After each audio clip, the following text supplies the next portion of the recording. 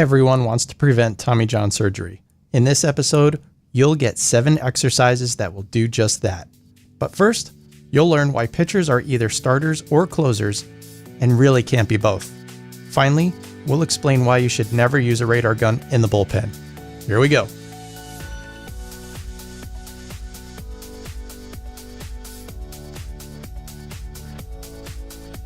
Thank you for downloading Season 5, Episode 8 of Baseball Pitching the Fix, the podcast that keeps pitchers healthy and reaching their peak performance. I am your host, Joe Janish, and with me, as always, is baseball pitching motion expert Angel Borelli. And Angel, how are things on the West Coast today?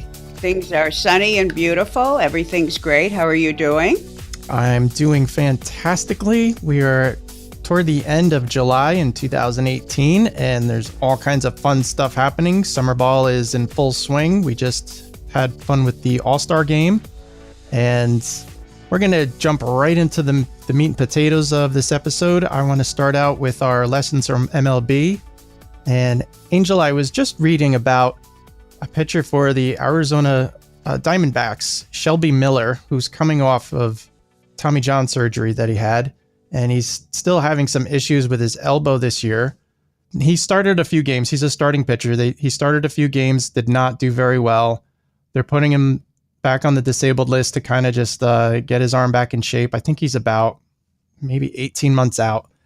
And they said if he does come back this season, that they will use him in a bullpen role, not as a starter. They'll bring him back and just use him as a reliever because that will be less stress on his arm. And I was thinking about that, and I know I've heard this before.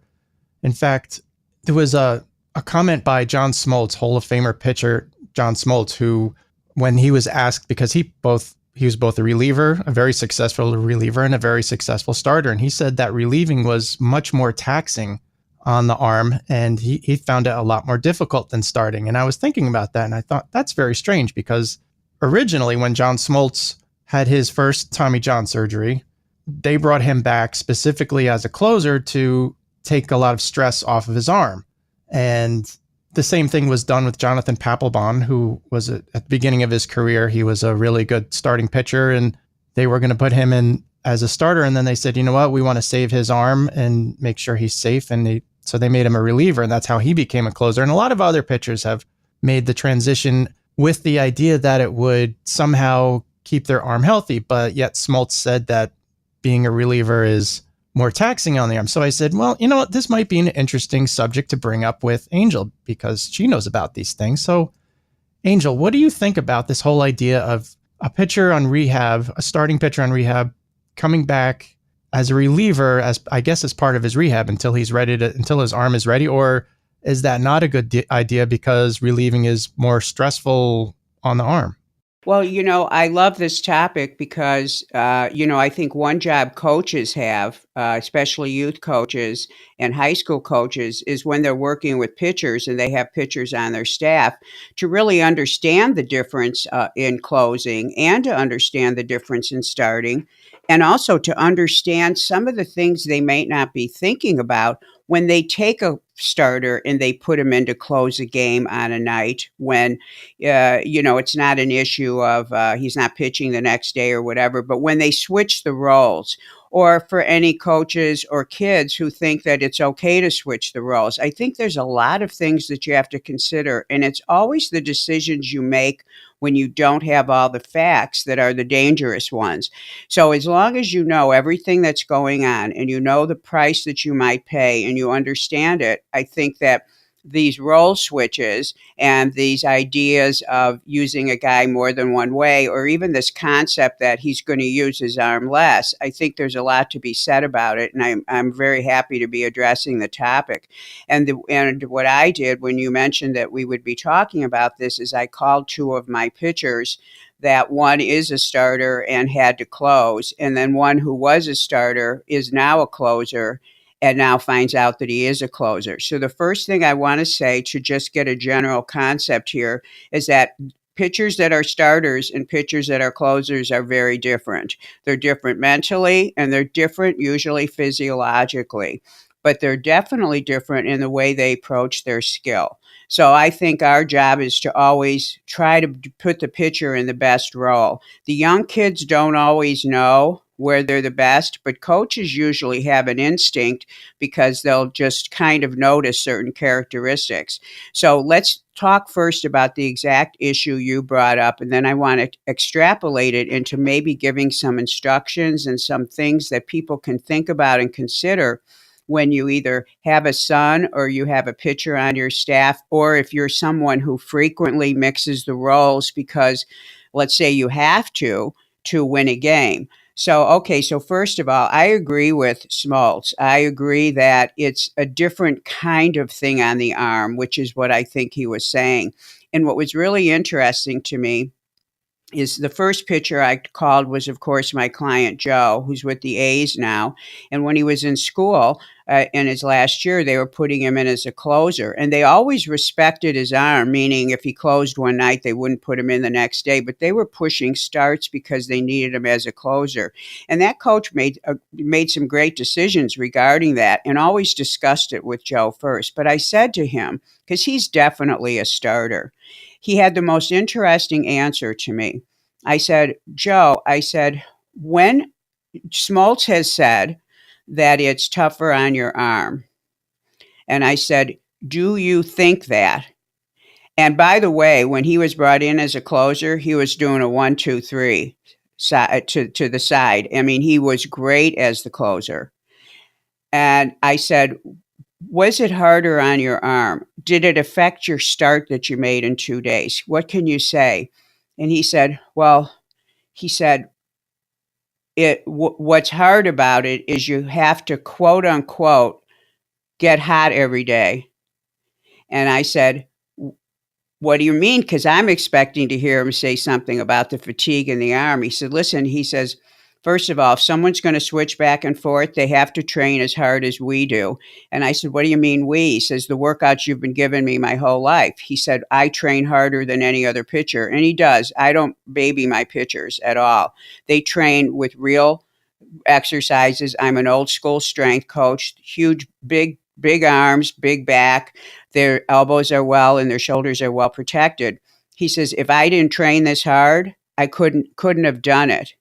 He said, so you have to train hard. He says, but getting hot every day where you think you might go in, so then you're on the mound and you're getting hot. And so when he said that, I went, wow.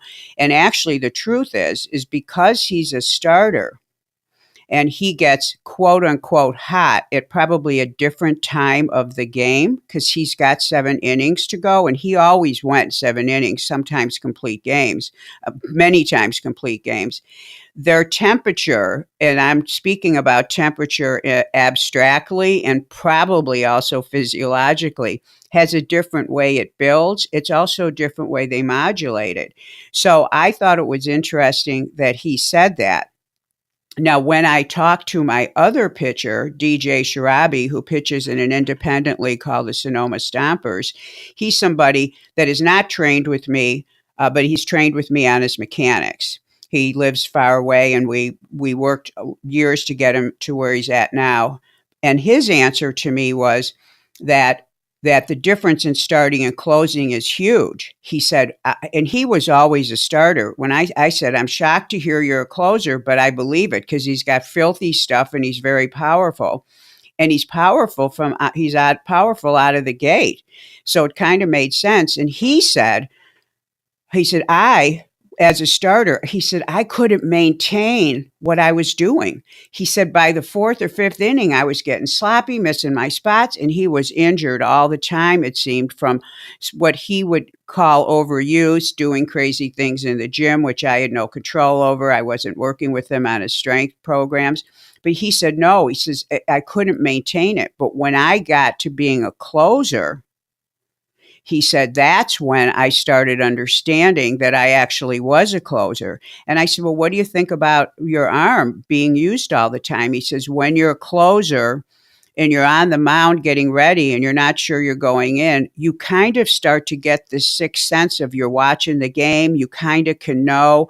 You don't come out of the gate right away, pitch number one. You know how to kind of modulate it. You know when to pour it on in the pen, when to turn it up, and then you just learn how to be exactly right at the moment you're supposed to be right. Well, so here we've got two different pitchers saying two different things, but they're coming from different. One is absolutely a closer who, through contrast, found out that that's what he is. And it makes sense when I think about who he is. And then you've got Joe who's done both. And so I think the differences right there are so important.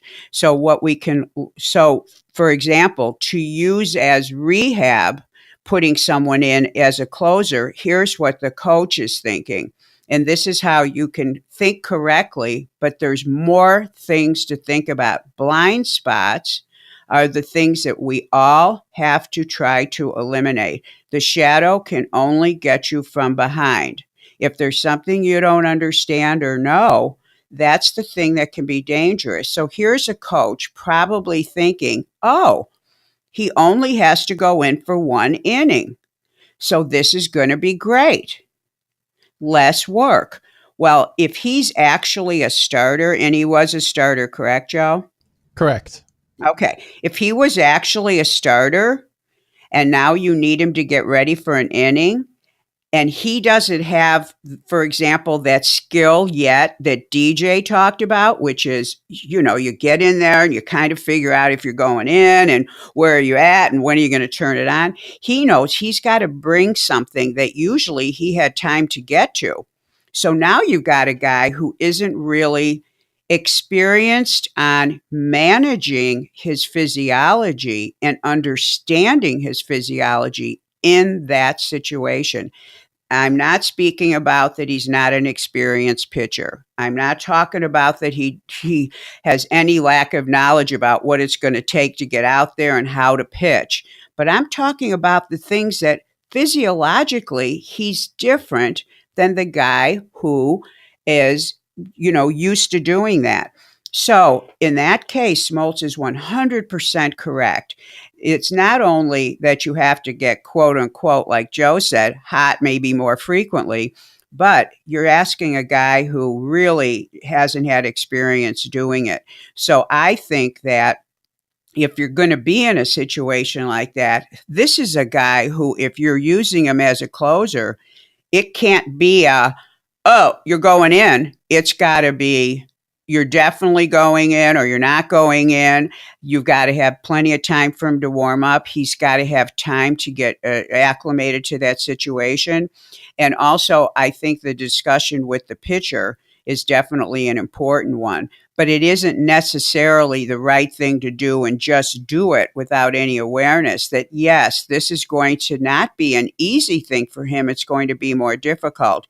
And here's the other thing I always say. If you're in a situation with the pitcher where you're starting to feel you've got to be careful with him and you're starting to think of ways to quote unquote handle him because you're kind of worried, well, then he's not ready to return to play. Does that make sense, Joe? Yeah, that definitely makes sense. Yeah. So, with that being said, the differences are important. Now, what can we take home from this? And what do I want all of you coaches to know? First of all, I think it is our responsibility as coaches that when we see a kid, and I know you baseball coaches do this all the time, you'll see a kid who's pitching, and then one day he'll be doing something else and you'll go, whoa, he's really good at that. And then when you question the kid, you find out he kind of likes the other thing better. So maybe you've got a pitcher who's really a better shortstop, or you've got a first baseman who's really a better third baseman. You coaches are doing this all the time. Whenever I have a pitcher who comes to me, I ask him if he's a starter or a closer. If he says I've been doing both, then I ask him, which do you love the most? They never hesitate, even when they're younger. Now, I deal mostly with, high school level and college, but frequently they're used in different roles. And when I hear a pitcher who's used in different roles, I'm usually thinking that the coach is trying to find a role for him because he's not actually pulling it off as a starter. Or the team has got such a situation going on that he's the only good pitcher, and so they're trying to use him as a closer. So in the first situation, the coach is probably doing a good thing, trying to figure out where he fits best because of his performance. And in the second scenario, if you're using your best pitcher as a closer because you have a lack of depth in pitching, and also you've got to get the W, so you got to put the guy in who can do it. You've got to be aware of some things. So, and Joe, you know what I'm talking about, right? Just kind of like using the best arm on the team. Yeah, of course. Of course. I mean, Yeah. it's typical. Your best pitcher is going to be your number one starter, and then you may use him as a closer, Yes. if he's rested and he can do it. I mean, you want your best guy Yes. out there every time, every possible time. Yes, and of course these things come up in baseball, and there should never be that, oh, you can't do this. What I think we should want to expect is our pitchers are healthy enough. It's just like Joe said, he's so healthy that it didn't affect him at all, not at all. But he said it's the way I train. Right. He knows, but if you don't train that way, so yes, I think you have to be ready. But when you're using something consistently as a practice, you want to be careful of it. So here's an interesting story. So somebody's flying out to work with me, but this is a kid who's a great pitcher. I've seen his video, and he has an unusual elbow injury. And in talking to the father, he said kind of nonchalantly, he's actually a starter, but they've been using him as a closer. So I know he's not getting overused, but the doctor said this is an overuse injury. And I saw the MRI report, and I'm like, something's weird about this. So in further talking to the father, he said, no, he's been used as a closer, so he's hardly pitching. He calls me up 2 days later and says, Angel, he said, I feel so stupid. And I said, what do you mean? He says, you're 100% right about, I said, something's not making sense here when he's telling me how, when he pitched, he said, he was being used as a closer, but he was warming up every day. They thought they were putting him in. Right. And then they didn't. So think about what Joe said. You've got to get hot every day, meaning what the way Joe's talking about it is you got to push yourself to bring out your highest intensity. Okay. The way DJ talked about it, because he's more of a closer, he knew how to modulate and when to bring it up, but that's what he does. Okay. So there's that difference in experience. Now you've got the guy who is a starter. They're using him as a closer. And now he's probably somewhere in the middle of both of those comments by those two pitchers. And now but he's warming up every day because he didn't know when he was going in. Think about the volume on the arm. Think about the quote unquote hotness that he may had to feel, or his lack of ability to get there. So then him overthrowing to get there. In other words, maybe the fourth day he's warming up, he's fatigued. So now he's going to try harder. And nothing's worse than when a pitcher realizes he doesn't have it and then he makes himself have it. Because what he does is he ends up using his limbs more than he uses, meaning his arm, more than he really uses his body. So the danger in the thing you want to be aware of, the blind spot I want you coaches not to have is be aware of these pitfalls. Like, okay, we're putting him in, but has he warmed up 3 days in a row to go in? I mean, you can't help in baseball always knowing when someone's going to go in, but ask yourself those questions, especially if you start seeing a pitcher having performance issues. Think about, gee, have I been using him? Okay, he hasn't gone in a game, but how many times has he done a pen to warm up because he thought he was going in? These are little tiny details that are important. And the other thing is that it should be rare that you switch roles, but here's the direction that is the safest one. A starter can probably pull it off being a closer if you give him that time to quote unquote get hot. And he, of course, is good enough to know how to get to that place. But the closer being put in as a starter is probably where you're going to be running not just a performance risk, but a risk of it being him probably not being able to go the distance. Now, if you want to use 5 closers in one game, that makes sense. But you've got to have this discussion with the guys. But you got to try to understand that when we're talking about positions that are closing and starting, we're not just talking about the amount of courage a guy has, like, oh, yeah, I don't care if the bases are loaded and you bring me in.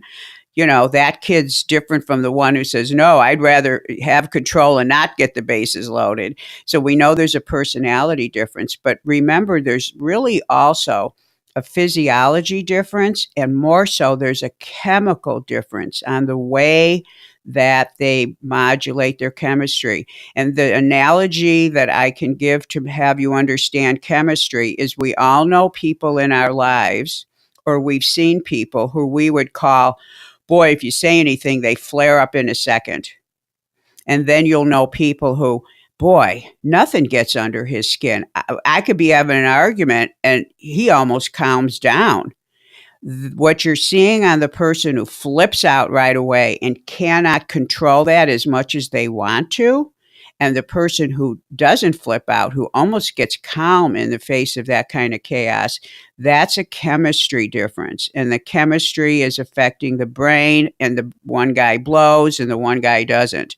So the differences in starters and closers have that kind of chemistry difference, the way they manage and the way they are stimulated. And that's why it was interesting when Joe used the word hot, his exact words, and when DJ was talking about it in a different way. It was a beautiful example of the differences. So coaches know that they're different and help them discover who they are. The pitcher that I want to always understand the most is the one who doesn't know what he is. And that's usually because he hasn't found success in either way. But I usually can work with someone and tell right away. But the guy who seems to consistently lose it in the third and fourth and fifth inning, you're probably looking at someone who is maybe not a bad pitcher. He's just in the wrong situation. So anyway, what a great situation you brought up, Joe. I love it. Do you have any questions on it? No, well, yeah, I do actually. But it's interesting. I think that was John Smoltz's issue when he went to become a closer, was that to him, the taxing issue was exactly what Joe said, which was having to get up in the bullpen, warm up, get down, warm up, get down, warm up, get down. And then you're in the game, or you're not in the game, or you just warmed up and you threw, 60 pitches in the bullpen, and now you got to try again tomorrow. I think that was part of what he was talking about.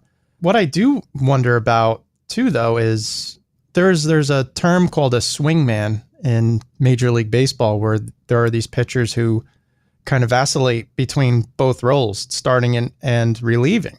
And I imagine that they must have the most difficult role of all, because one day you're a starter, and then you're in the bullpen 4 days later instead of as a starter, and then you go back and forth. These are guys. There are probably maybe a handful or a dozen of these guys around MLB that do this, that swing between both roles. And I have to wonder if it even makes sense to have a pitcher do that, if they're really more suited to one or the other. Well, there's something missing. I mean, think of sports. We don't have the quarterback be a wide receiver one day. I mean, sometimes on the line, there may be some little variations where a kid's trying to discover something where he's better.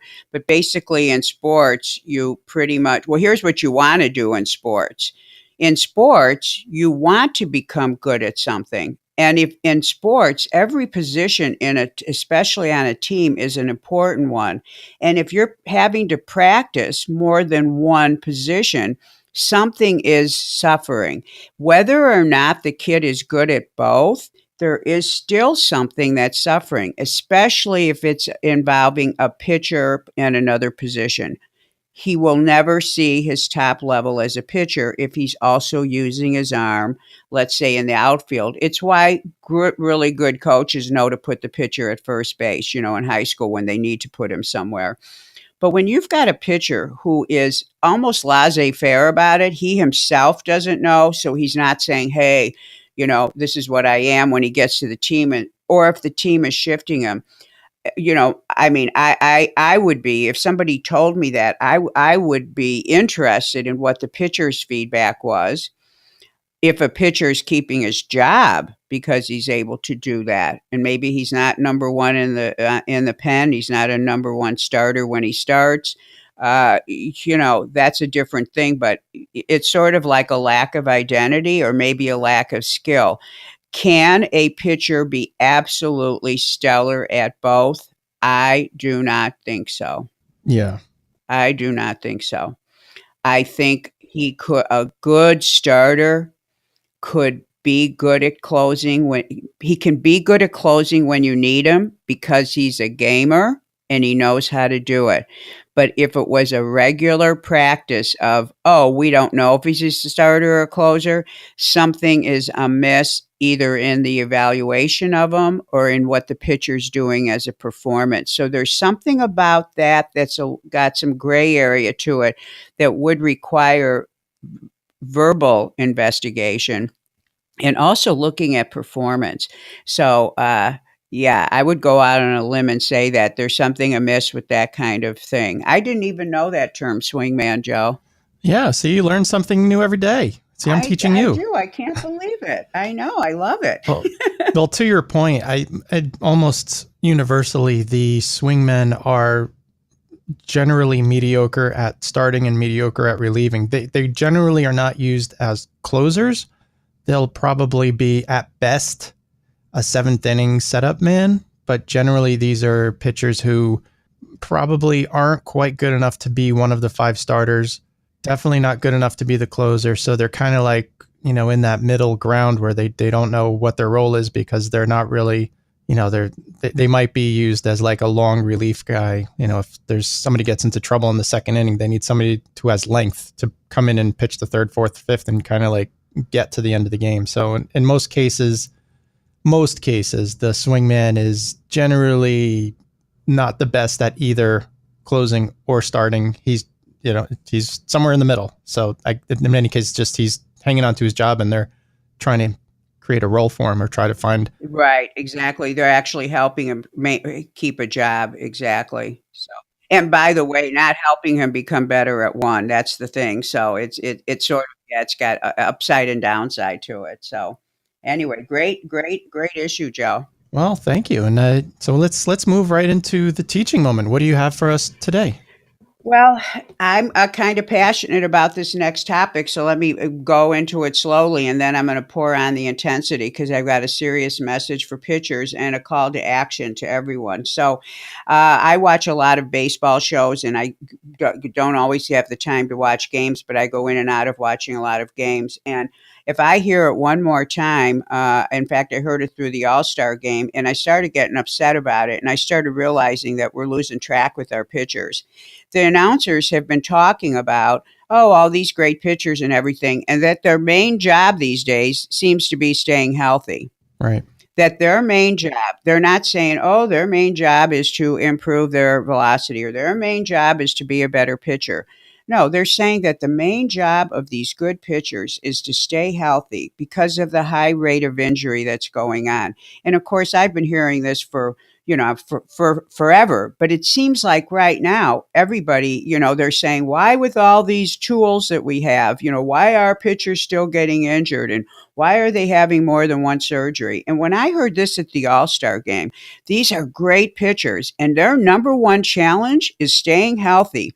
I'm like, there's something wrong with that. There's something wrong with it. And then in the last week, I heard of two situations where pitchers I knew retired or had to leave the sport because of having multiple surgeries, becoming injured to where they couldn't play. And they actually got fed up with the whole thing. And these are pitchers that were actually really talented. So I'm thinking, what is going on here? And I know what it takes to keep a pitcher healthy. And I absolutely 100% believe that pitchers have got to start. Once again, I'm going to bring this message. They have to start taking better care of themselves and they have to take responsibility for taking better care of themselves.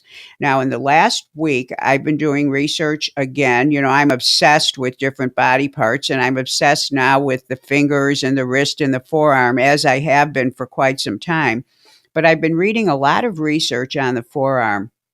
And it just recommits me to the importance of pitchers getting in the gym and working like real athletes on getting their arms stronger. And when I say arm, the focus of today's teaching moment is going to be the lower arm, which is the forearm. And the forearm is not the elbow. The forearm is the forearm. It is the lower part of the arm that includes the wrist and the hands. These are the parts I want to talk about. But the deal is, these are the parts that break down. And when they break down, the UCL becomes damaged.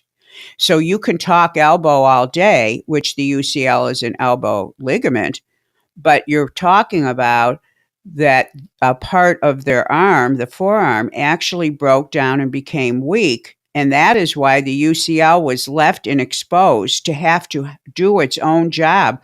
And it can't do it that well. It needs the help of all the muscles. Now, when I started as a strength coach, I've been a strength coach my whole life, but in 1995, I had been working with just male athletes from all walks of sports, and I was really good at what I did. And, when I started lifting weights 40 years ago, I trained with nothing but men because men, the gym is their world. And I saw that right away. And of course, I was lifting weights before it was popular. So I've trained with men alongside men, and when I became a strength coach, I was better at working with men, so I trained male athletes. When I worked with my first pitcher, and this was in the 90s when pitchers didn't lift weights. I hate to say it, but I was like, God, these guys are babies. The other guys are ballers. These guys are babies. And so I said, I'm not going to have that happen. So when I had coaches listening to me, they're like, what? Our pitchers are going to lift weights? I'd say, yeah, just give me a bunch of guys. Just a volunteer program. And I was in graduate school. I started training these guys to be beasts the way I trained everyone else. I didn't know how to hold back. And, saying a pitcher couldn't go over his head with a dumbbell when I'm seeing that the ball is over his head, it didn't make sense to me. So from day one, I was aggressive. And all the guys that I worked with, they loved it. In fact, it's why, as a female strength coach, my work has always been busy with the guys because I know how to bring it, and I expect them to bring it. So I know the importance of training hard. When I hear about all these injuries, I know there's something missing. And when I review workouts from different strength coaches in different schools of what their pitchers are doing, I see why injuries are happening. And until we know that we have turned over every stone with trying to protect pitchers, we cannot stop until we find some solution. And having a strong body is critical. And for anybody out there who lifts weights, you know that when you fall, you don't get hurt as much. You know that when you're in bad shape, you recover better. Lifting weights, being strong is critical. But the fingers, the wrist, and the forearm, I don't care if you don't train any other part of your body. We have got to get our pitchers in better shape in that part of their body. It is the number one protection for the UCL. Now, I have been preaching this for a long time. I wrote an entire book on it, even though my book is called Strength Training the Elbow. The reason why it's called that is because most people, when they think elbow, they're like, okay, they know what it is. I couldn't say strength training the radial ulnar joint. They wouldn't know what it was. But this whole book was designed to work just with the arm, including the elbow joint, meaning the biceps and triceps. I designed an entire book around it because it's so important. But in the last week, I read some research where the other side of of the sports science world, they get in the lab, they take cadavers, they cut them open, they look at things, and now they're saying, "Oh, wow! Now we know why UCL injuries are so bad, and now we know why UCL surgeries are failing." And now we know why non-surgical UCL rehab programs are failing, because the connection of the finger and wrist muscles lays so adjacent to the part of the UCL that is so frequently damaged that the connection between the effect of having that musculature lay so close to the ligaments that is what's causing the problem, they're saying, with the success of with surgeries and the success of non-operative rehab programs. But when I read that, I extrapolate it to, and the fact that they need it in the first place. If these guys are going in and looking at the actual geography and real estate, and they're saying, oh, this is why the UCL surgery didn't work, well, then, oh, it is why you needed it in the first place. So I became even more passionate about trying to drive home that pitchers have got to start training their forearms, and it needs to be serious training. Does that make sense, Joe? I mean, how many times have you heard flexor pronator mass strain? That is the forearm. That is one of the precursor injuries to UCL tears. How many times have we talked about that on the show? How many times have I heard that today? Yeah, I mean, exactly. It's true. You know, you talk about how, lifting weights was kind of taboo back in the old days. And Nolan Ryan was the only one who probably lifted weights, and maybe Tom Seaver a little bit. And those guys had very long careers. Major League Baseball and baseball in general finally said, oh, yeah, these pitchers need to lift weights. They need to be in the gym. And I don't think there's any question that pitchers are going to the gym and working out. But the problem is that they're not, like you said, they're not working out the right ways. They're not strengthening. I mean, in some cases they're strengthening some of the muscles they need, but they're not strengthening the most critical muscles in the elbow and the forearm and the wrist, like you're talking about. And I think that's the thing that people need to understand is that, yeah, you could spend 3 hours in the gym, but if you're just doing things that are going to make you look good at the beach, or you're going to be just focusing on squats, and I mean, there's plenty of exercises that are good, but if you still need to do the things that are going to prevent the elbow injuries, especially considering that almost all pitchers, sorry to say, almost all pitchers have a mechanical flaw that is going to exacerbate any weaknesses that they have in the forearm. So I've said it many episodes. I say it all the time. If you do not have Angel's book on strengthening the elbow, go to her website, hit pause on this podcast right now, go to gymscience.com and go get that book. It'll probably be the single most important investment that you will make all year for your entire career, because I don't know of any other guide or book or any place on the internet where you can get that kind of information. And this isn't an infomercial. This is to help you become a better pitcher and be a healthy pitcher. And I think every pitching coach, every pitcher, the parent of every serious pitcher, they should get a copy of this book, just so at the very least they can understand how much, it's how important it is to have strength in the elbow and the wrist and the fingers and the forearm and everything else. It's just a completely ignored part of the body by the pitchers, and it's one of the most crucial. And you want to know why we have so many Tommy John surgeries? Well, that's at least one of the reasons. Yeah. And I'm jumping off my soapbox. No, well, well, listen, thanks for the publicity. And guess what, listeners? I'm going to tell you exactly how to train them, whether you buy the book or not, but you'll probably want to get the book. The book is great, but it also explains the elbow and different things about it. But whether you buy it or not, I'm going to tell you exactly what I want you to do for your fingers and forearms. So what I want everyone to do is I want you to help me with this war that I want on these injuries once and for all. I want pitchers to wake up to the fact that this isn't, the responsibility is on them. It is unfortunate that the fitness world has become a world of entertainment where I see people in the gym who should be lifting big weights. They should be training straightforward strength training, and they're doing what I call stupid things because everyone wants to be entertained. And what happens is if you get pitchers ending up training like that, then they start to miss the boat. Yes, they need to do squats. They need to train their chest, shoulders, arms, everything.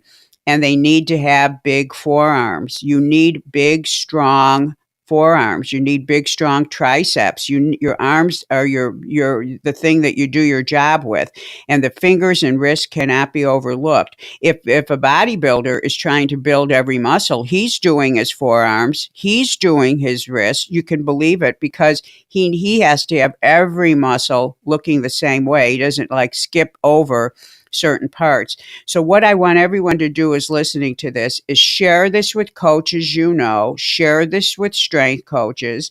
For coaches out there, make your guys train their arms when you have their programs coming up. And the reason why I'm talking about this today is August is what I call a transition month.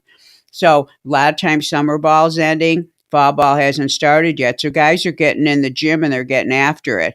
Well, I want you to get after it in the right way. And if you do nothing else in the month of August, I want you to end up at the end of August with big forearms. And the forearms are slow twitch muscle fibers. Now, the word slow has nothing to do with the speed of doing a movement, unlike what most people think who don't know physiology. But what it means is they have endurance to go all day. Well, duh, your hands are working all day. You're hanging on to things all day. Your forearms are an endurance muscle. They can handle it. They can handle it because they have to handle your life all day long. You've never had your hands hanging limp because your forearm couldn't keep the wrist together. So the type of muscle it can take a lot, and you have to train it. Now, let's talk about what's really going on when you pitch. So the muscles that these scientists that looked inside, the muscles they were most concerned about, guys, they're the muscles on your fingertips that go across your wrist up into the inside of your elbow. But guess what? They're the muscles that when you have your fingers wrapped around a ball, those are the muscles that are gripping it. And those are the muscles they go, oh, wow, they're right near the ligament and they're the ones causing a problem. So we got to think about this. And they, of course, made recommendations that are surgically oriented to surgeons. But I'm saying that is huge information that I already knew, but just to drive the point home, that we've got to get those muscles strong. So remember, you've got to deal with the fingers. And I'm talking about the tips and the three bones, the three joints you see on your fingers, and the way you grab the ball. Those are a set of muscles. So the ball, the fingers that grab onto the ball have to be dealt with.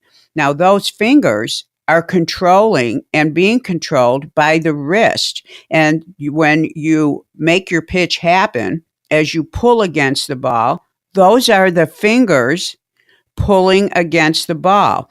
The wrist is creating the force that allows you to additionally pull and change your wrist position to pull against the ball. The forearm itself, which rotates, is working to either rotate your pitch type or it's working to not rotate. In other words, the good fastball is the one you're behind the ball on. If you rotate it a little, you start missing to the left side or the right side, depending on your arm dominance. So the forearm is responsible for one, either stabilizing rotation so you don't rotate when you don't want to, or rotating just the right amount, like if you're throwing a curveball. So the forearm is stabilizing the wrist so the wrist and fingers can do what they do for your different pitch types.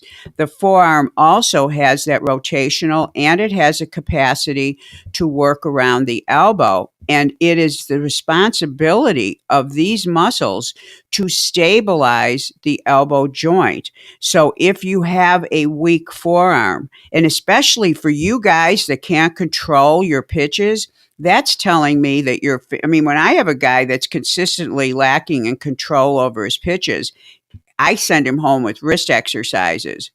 Because once they're strong, you know how to send a message. So in addition to building the muscles, you're learning how to think about it and think about controlling your pitch. But the ones that have the lack of control probably need the most training. And this is a very cool tool and weapon that you have to become a better pitcher. You can become a better pitcher by what you do in the gym, not just what you do on the mound. So the muscles around the forearm, they have a number of different roles. That's why they need to be developed. So you've got to go from your fingertips through your hand into your wrist, from your wrist up into your forearm. And the forearm needs to be worked not just with rotation, but it needs to be worked in a very stabilized way. So here's what I want everyone to do. I'm going to give you a list. You can go ahead and stop the podcast and you can get a pencil. You can listen to this, try to remember it. You can email me if you need it, anything you need regarding this, but I want everybody to get out and do this program. Now, my guys laugh because I give all my workouts a name. Sometimes we have a back attack. Sometimes we have gangster bicep workouts. This one's called the big, bigger, and biggerest workout. If you don't look at your forearms at the end of the month and say big, bigger, and biggerest, you did not do the workout. So I want everyone to get on this trail for the next month and get this workout done. So the first thing I want you to do is I want you to do what I call ball flips. I want you to take a four-seam grip in your dominant hand, or just take the ball into your hand and put your hands in front of you as if you're going to toss a ball from your right hand into your left hand. And I want you to do that with your middle finger only. So your middle finger of your pitching hand is taking the ball and it's throwing the ball into your left hand. So you're holding both hands in front of you and you have them maybe a foot apart, and then you separate them, go 18 inches, 2 feet, back and forth, giving that middle finger a workout. The next thing I want you to do is I want you to take a baseball. I want you to stand up with your arm out in front of you. I want you to put if you're a right-handed pitcher, put your left hand under your right arm, which is out in front. You've got a four-seam grip. You've got all your grips you're going to use. And you're just going to, with the wrist and the elbow, throw the ball. So these are called wrist flips, and the ball is actually just moving into a fence or into someone who's catching it. You're 10 feet away, and all you're doing is working the fingers and the wrist of your pitching arm. Does that make sense, Joe? Yeah, actually, I used to do wrist flips for catching. Yep. Okay, yeah. Yeah, exactly. You're just isolating with your arm out in front. The next thing that I want everyone to do is you're moving up the hand now. I want you to do wrist flexions and extensions in the gym. And that's where you get on your knees. You get a low pulley. You put a straight bar, something you use for triceps, on the low pulley. You're bent, you're kneeling with your forearms resting on a bench. The pulley bar, the attachment is in your hands like you're going to do a curl, and you're just going to do wrist flexions. And then when you're done with those, you turn them over and you do wrist extensions. When you do the flexions, as you return down into the stretch position, that bar needs to roll all the way to your fingertips. Don't let it roll off.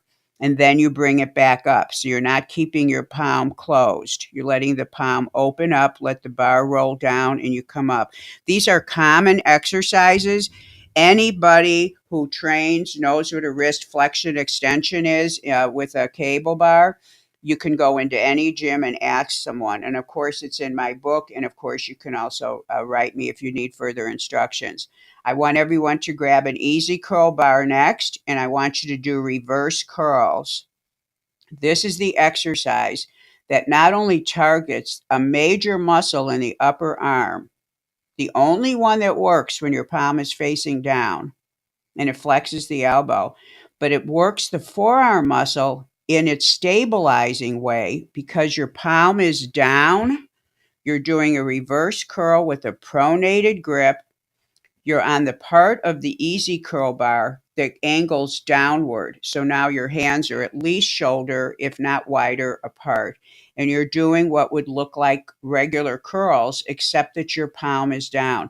Now, any of the exercises I'm mentioning, other than the two that are baseball related, wrist flexion and extension, a reverse curl, you can probably Google them. And because these are common bodybuilding exercises, they're not something I made up. They're just traditional movements because in the world of bodybuilding and in the gym, every exercise is designed to work every joint. And this is the way you work that joint.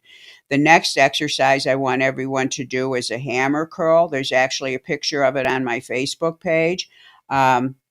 Hammer curls work the muscle that's on the outside of the arm. It's the most dominant muscle in a fastball, but it attaches on the upper arm and goes into the forearm, and it's on the outside. So its strength is primarily for stabilization. So it stabilizes the inside of the elbow where all the finger muscles and all the wrist muscles attach. So doing hammer curls is critical for a pitcher.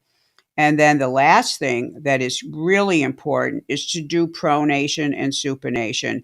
And, you can take a straight bar in the gym, a straight bar attachment. It's the attachment you probably used for the flexion and extension. You take that bar and you grab it in the middle and you just twirl it back and forth to where your hand is supinating and pronating. It would be like if you took a baseball bat and you put your hand in the middle and you let it rotate up and down like it looked like um, Joe, what would you say? Like a helicopter sort of thing twirling around. So it's going up and down, up and down. You're actually just turning the wrist back and forth so that palm is changing its position. And so you've got something that's spinning, going back and forth. That's pronation and supination. Again, you can Google those terms. You can Google pronation, supination exercise. And by holding something in the middle, and we use a push down bar for that, you can go ahead and get the forearms going in the rotational capacity. So the forearms need rotation, they need stabilization with the palm down, the wrists need flexion and extension. Your fingers need to work, work, work. And of course, one of my favorite things for the fingers, in addition to working them directly with the ball, is to actually use the rice bucket and just put the rice into a bucket. Of course, it's uncooked, and put your hand inside and start. We do have to go. We have to tell people that don't cook the rice. We do have to tell. Oh, yes, we do have to tell people that. And you put your hand down into the bucket, and you start. Guys, you know which fingers you use on the ball, your index finger and the middle finger, and you start just pawing in the rice as if you're trying to make different fists of rice, and turn your hand and start going to it with just getting those fingers to work so that you're actually using the muscle specifically. If you're in that rice bucket for like 60 seconds doing something, when you pull your hand out, it's tired. I mean, the guys are amazed at how these things feel on their hand. So, for bigger, and biggest forearms, this is the workout. And I suggest that everyone, I don't care what age you are, it's not the movement, it's the weight you use. If you're young, just do the movements. If you're older, get to it, and your forearm can take it, and you will start to notice a huge difference. And don't get them sore for pitching. Make sure that you do them. Most of my guys do these kind of exercises at least twice a week, but they do them right after they pitch, or they do them 2 days before they pitch. They never do them when, like, the night before, where they could get tired. The other thing is, learn how certain exercises affect you, because I've got guys that love to do wrist flexion and extension the night before they pitch because they do it to not get sore. They do it to connect to it, because the guys that have been training with me know that training does two things. One, it builds you, but it also gives you a feel for muscles, and it gives you a connection. And when you get out on the field and you're doing, like, let's say you're doing those wrist exercises where you're just doing the grip and you're just letting the wrist go, flipping the ball, when you know what you're doing and what you're working on, it's a whole different awareness. And whenever you have more awareness to something, you're better at doing it. So those are my exercise recommendations for forearms. And I want August to be forearm month. And for all you baseball coaches out there, if there's a way that you can incorporate some of this stuff as a team, please do it. And if you need any ideas, I'm open. Just contact me. I'll help you. You can tell me what the situation is, and I will give you ideas. Do not let the pitchers pitch unless they're starting to train and get strong in the wrist and fingers and the forearm. I know this is going to help, and I think it's what we have to do. And I want pitchers to stand up and train like athletes, and I think that's what has to happen. Well, Angel, I really like this list of exercises. I remember a lot of them doing them myself when I was playing college, and I wanted to get big forearms, wanted to do it for hitting. And, we do a lot of exercises to make our forearms strong for hitting, for fast hands. And it's interesting. It's almost the same exact list of exercises that we used to do. That's awesome. I'm not sure that vigorist is a word, but we'll go with it. It's a word now. Yeah, you could trademark it, right? No, I've heard it. I've heard it out of other people's mouths. Oh, sure. Yeah, Okay, right. yeah. When you're in the gym, you hear all kinds of things and ESTs on the end. All right. Bigger, and vigorous, right? Vigorous, yeah. Okay. Well, I have a question though. If a pitcher is out of season and he's not pitching in games anymore, and maybe he's not even in his throwing program, could you do these exercises every single day if you wanted to, or is it better to no? Yeah, no, you if you're training correctly, especially in off season, your muscles do need to recover. Even if they don't feel sore, they've got to recover. And normally we mix these in on days when they're doing biceps or triceps. And so for pitchers that don't train at all, they've got to get in the gym and start doing these. And they have to do them at least twice a week. And you've got to do them to make sure you're not doing them the day before you pitch where they affect you. Okay, so that's the rule for them. For the guys who already train, add this in when you're doing your triceps. If you're pitching, you're not doing your biceps, probably. So these exercises are fine for you. You add them in on your tricep day, and or add them in on a focus day. I think that to get started, going in the gym and doing just these for anybody, whether you train or not, and just see how does this affect my arm. And of course, you're doing both arms, except for the wrist, the baseball work for the finger flips and then the wrist flips.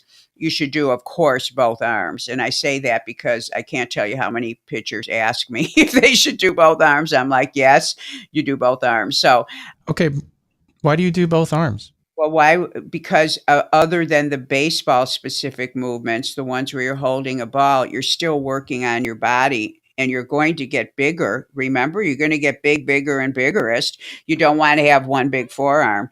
You always build weight training's always done on both sides. Unless you're doing some specific thing for an injury, then you have to do it 5 times a day and you only do the one side or something. You're using a band. But no, you when you're lifting weights, you always do both sides.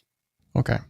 And for those who are old enough to remember the rice bucket, Steve Carlton was a great left-handed pitcher back in the day in the 60s and 70s and a little bit into the 80s. And I remember when he used to be done with his pitching, done with his game, and at the end of the game, instead of putting ice on his arm, he would put his arm in this big bucket of rice. And the sports writers just didn't know. They thought he was a freak. They thought he was very strange. And he explained this was what he learned in the Far East working.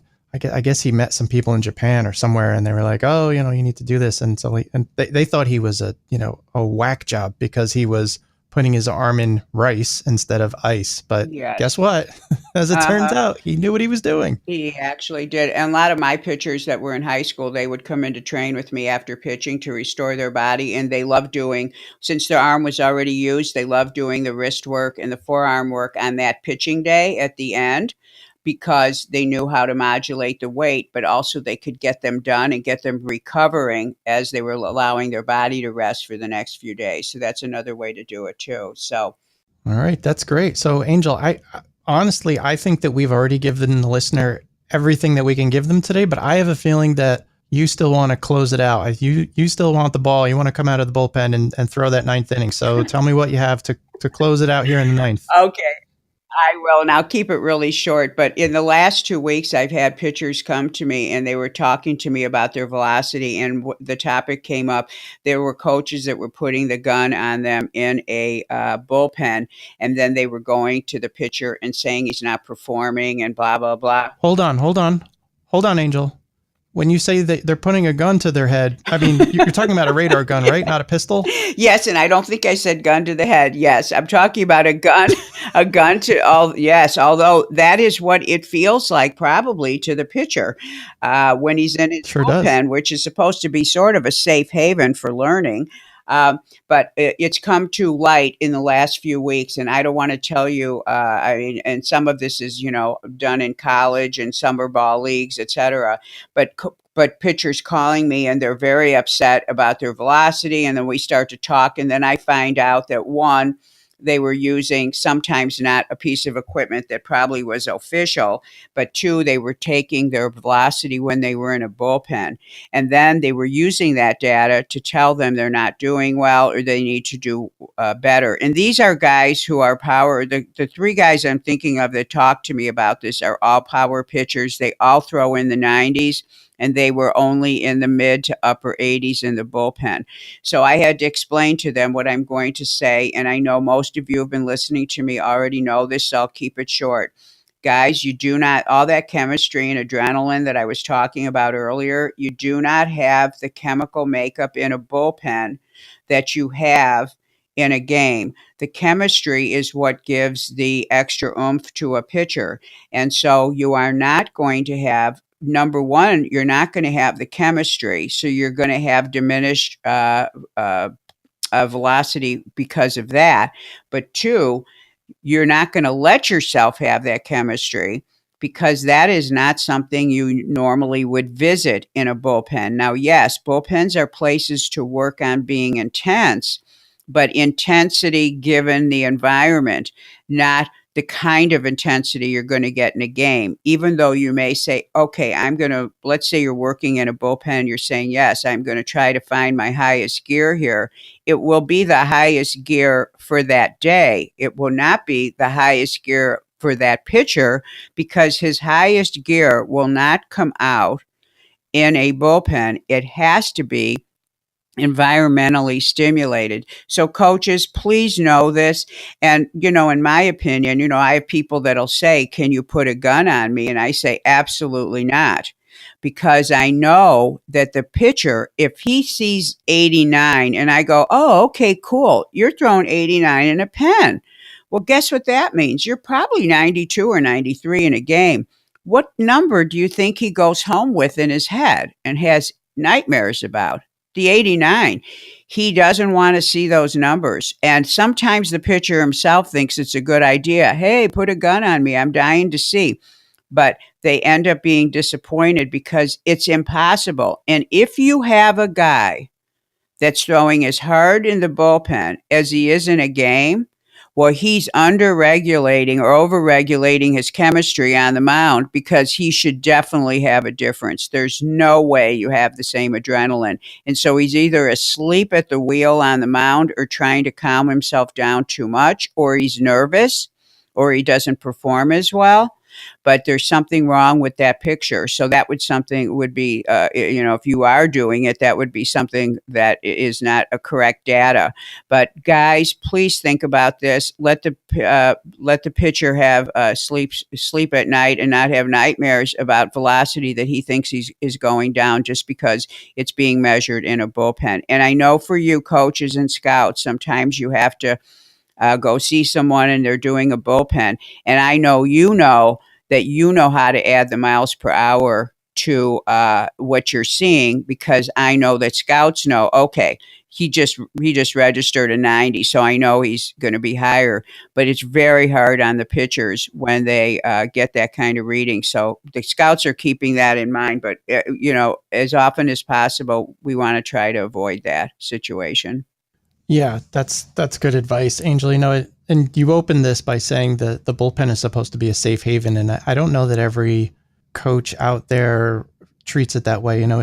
Working at my real job, we do something every once in a while called a brainstorming session. It's a similar kind of thing where we all come into a room and no one is allowed to say no or no, that's a bad idea or whatever. It's supposed to be a very free and open thing where we try to learn from each other and we try to come up with new ideas and things. And when someone says, oh, no, I don't like that idea, it's like, all right, well, this is a brainstorming session. So if you can't understand that, you can't participate. And I always feel like the bullpen are similar in that way where, you're learning and there shouldn't be judgments. It should be, there's going to be some kind of a feedback maybe when you're learning. But yeah, something like a radar gun. Yeah.